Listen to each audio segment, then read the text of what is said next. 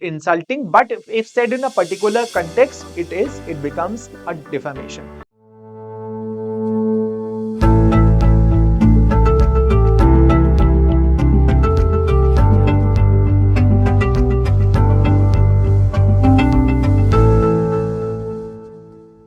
So hello and welcome to another lecture, and the topic is the Cable Television Networks Regulations Act.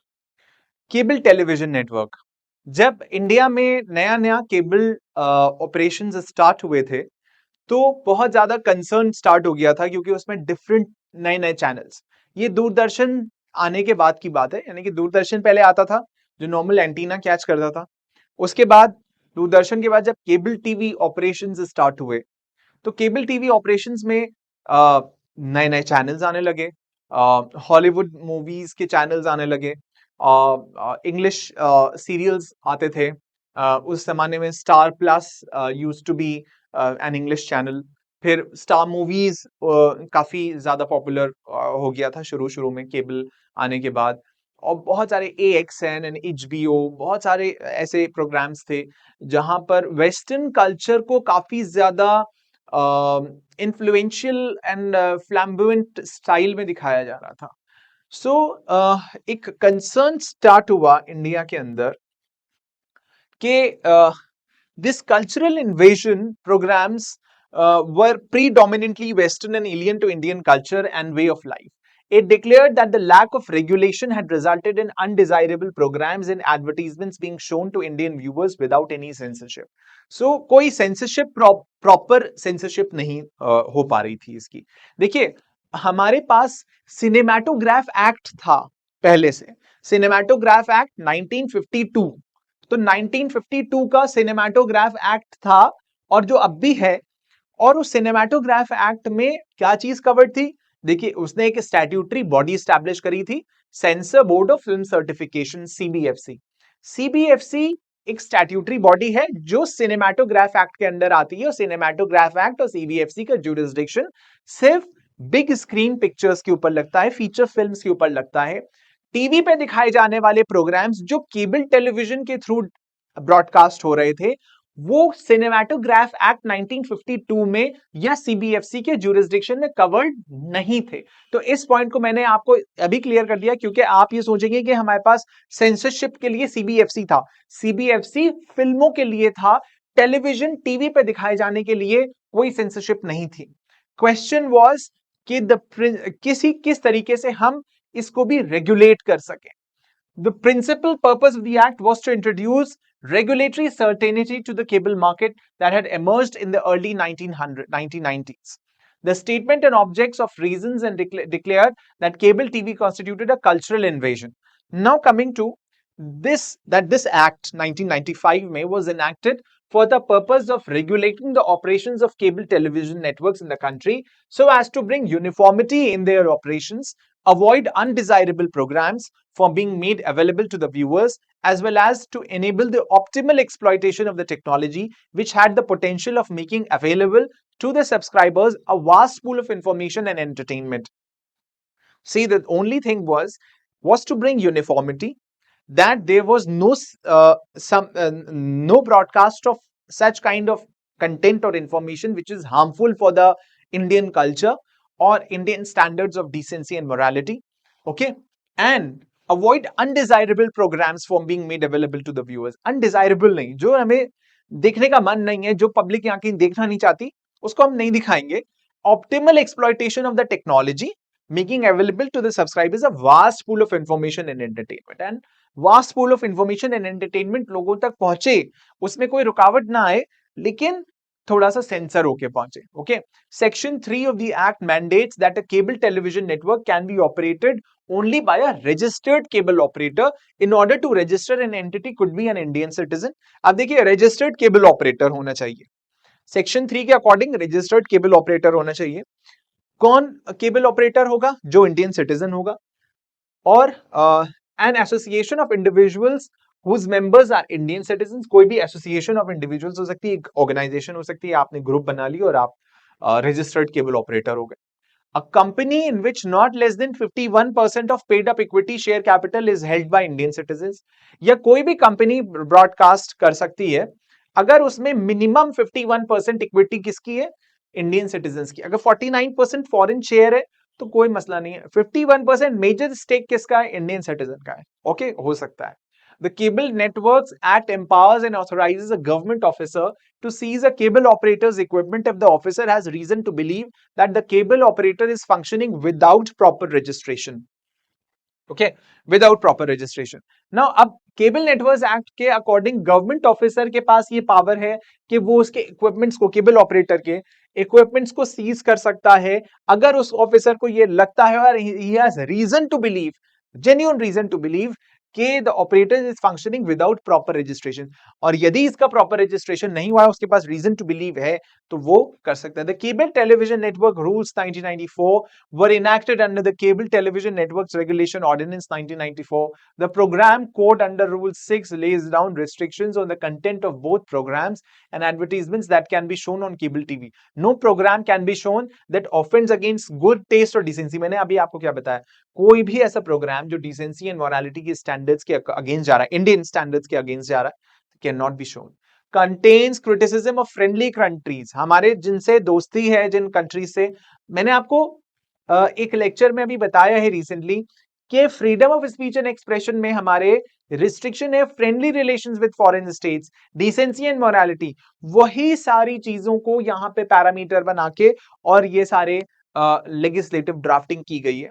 Contains criticism of friendly countries, contains attack on religions और communities और visuals or words contemptuous of religious groups or which promote communal attitudes, contains anything obscene, defamatory, deliberate, false and suggestive innuendos and half truth. See, आप किसी के religion को attack नहीं कर सकते, आप किसी की कम्युनिटी को अटैक नहीं कर सकते, ये visuals of words contemptuous of religious groups, किसी की तौहीन नहीं कर सकते, आप किसी रिलीजियस ग्रुप की आप इंसल्ट नहीं कर सकते, डिग्रेड नहीं कर सकते, इनडिग्निफाइड वर्ड्स नहीं बोल सकते, विच प्रमोट कम्युनल एटीट्यूड्स, और कम्युनल टेंशंस जिनसे बढ़ जाएं वो आप नहीं यूज कर सकते. कंटेन्स एनीथिंग ऑब्सीन, कोई ऑब्सीन चीज नहीं दिखानी है, कोई डेफामेशन नहीं करना है किसी के खिलाफ, कोई deliberate false and suggestive innuendos नहीं होने चाहिए. What are innuendos? Innuendo is a form of defamation, which is apparently not insulting, but if said in a particular context, it becomes a defamation. For example, B is a girl and B is pregnant. Okay, so what is defamatory about it? Okay, no issues.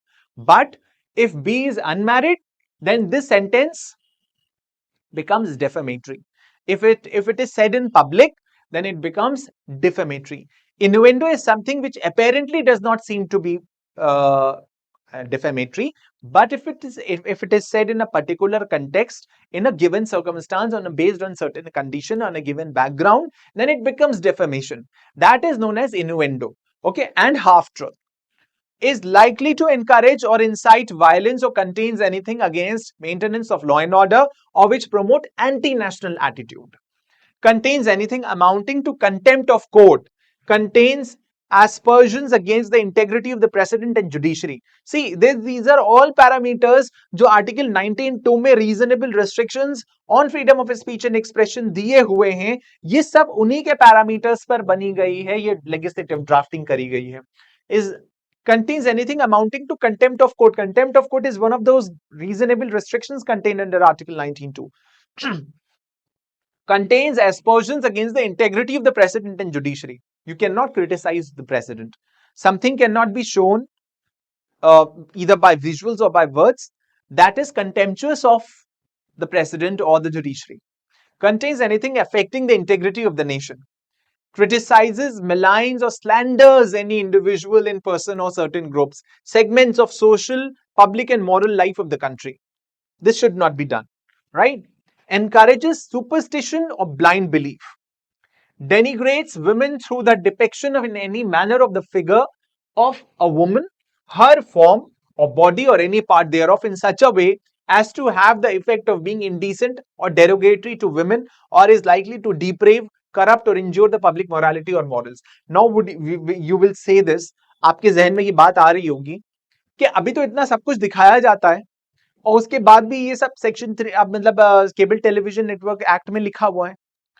तो देखिए ये सारी बातें decency and morality के standards को, parameters को जहन में रख के, आंखों के सामने रख के बनाई गई हैं।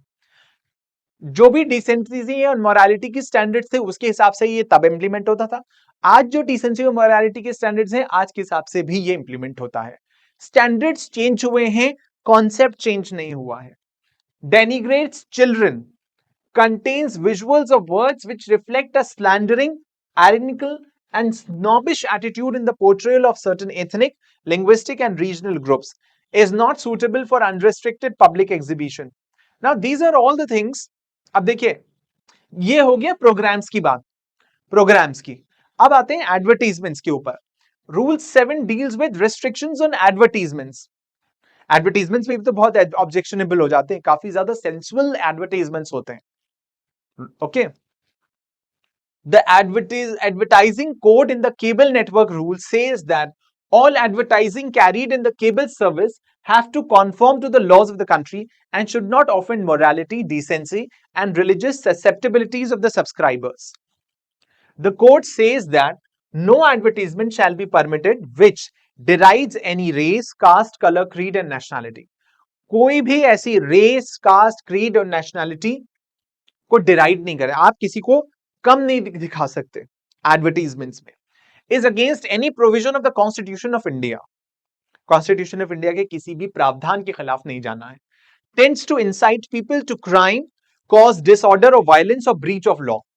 ऐसा एडवर्टीजमेंट नहीं हो सकता जो लोगों को मजबूर करे क्राइम करने के ऊपर, या डिसऑर्डर क्रिएट करे, या वायलेंस या ब्रीच ऑफ लॉ करे, और ग्लोरीफाइज वायलेंस और ऑब्स्टिनिटी इन एनी वे। किसी भी तरीके की ऑब्स्टिनिटी नहीं होनी चाहिए। presents criminality as desirable, exploits the national emblem or any part of the constitution or the person or personality of a national leader or a state dignitary. Okay? In its depiction of women, violates the constitutional guarantees to all citizens, projects a derogatory image of women. The rule says that women should not be portrayed in a manner that emphasizes passive, submissive qualities and encourages them to play a subordinate secondary role in the family and society. देखिए advertisements के concepts बड़े brilliant होते हैं India के अंदर, best advertisements होते हैं। ये जो कॉन्सेप्ट्स हैं ये कहां से हम देखते हैं कि कभी कभी स्ट्रॉन्ग मदर्स दिखाई जाती हैं। हम बहुत सारे जो ये ड्रिंक्स आते हैं ना, दूध में मिला के पीने वाले, हॉर्लिक्स हैं, कॉम्प्लान है, वी सी के इनके एडवर्टीजमेंट्स के अंदर स्ट्रॉन्ग मदर्स दिखाई जाते हैं। कभी कभी ऑल आउट जो होता है मॉस्किटो रेपेलेंट, उसके एडवर्टीजमेंट्स में भी हम देखते हैं स्ट्रॉन्ग मदर्स दिखाई जाती हैं। द क्वेश्चन इज कि ऑल आउट का स्ट्रॉन्ग मदर से क्या लेना देना है, या फिर कॉम्प्लान का स्ट्रॉन्ग मदर से क्या लेना देना है। द क्वेश्चन इज कि स्ट्रॉन्ग मदर, देखिए एडवर्टीजमेंट अपनी जगह है, बट वो मैसेज देना चाहते हैं आपको एक, कि the women are not subordinate in the society और in the family, they are strong, they are not portrayed as something weak and subservient to the male patriarchy, something which is a social message. कभी कभी आपको advertisements में ऐसा लगेगा कि product जो advertisement जिसका है उसका मैसेज से कोई लेना देना नहीं है। तो द क्वेश्चन इज कि एडवर्टाइजमेंट्स हमेशा एक सोशल मैसेज के साथ भी आते हैं। Secondary role in the family and society, the cable operator is supposed to ensure that the portrayal of the female form in the programs carried in his cable service is tasteful and aesthetic and is within the well-established norms of good taste and decency. Well-established norms, good taste होना चाहिए, decency होनी चाहिए. Okay. Exploits social evils like dowry, child marriage. हमेशा कोई भी advertisement आप बनाएं, अगर किसी ऐसे बेसिस पर चाइल्ड मैरिज को कंडेम करिए, ओके, लाइक डाउरी को कंडेम करना है.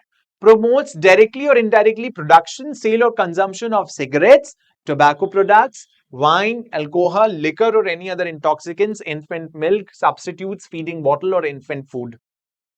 देखिए आप किसी सिगरेट का एडवर्टाइजमेंट नहीं देखेंगे, ओके, बट आप किसी शराब का भी एडवर्टाइजमेंट नहीं देखेंगे, लेकिन आपके माइंड में क्वेश्चन आने से पहले कि बहुत सारी इंटॉक्सिकेंट्स का, अल्कोहल के एड्स आते हैं, वो एड्स क्या है कि वो सिर्फ दिखाते हैं कि ये सिर्फ सोडा बॉटल है, लेकिन एक्चुअली वो सोडा बॉटल नहीं होती है, वो अल्कोहल होती है।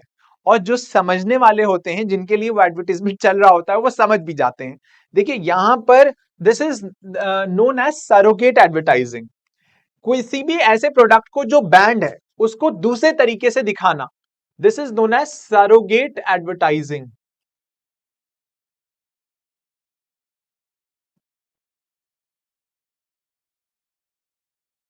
This is known as surrogate advertising. Rules prohibit advertisements that are wholly or mainly of a religious or political nature or directed towards any religious or political end. आप कभी religious या political ad नहीं देखेंगे क्योंकि मना है. Contain references that hurt religious sentiments. Contain references that are likely to lead the public to infer that the product advertised or any of its ingredients has some special or miraculous or supernatural property or quality which is difficult of being proved. देखिए supernatural, ये जादुई चूरन है, ये जादुई तंत्र मंत्र है, इस टाइप के सुपरस्टिशंस प्रमोट नहीं कर सकता एडवर्टीजमेंट्स. ओके, इसके ऊपर पाबंदी लग गई थी.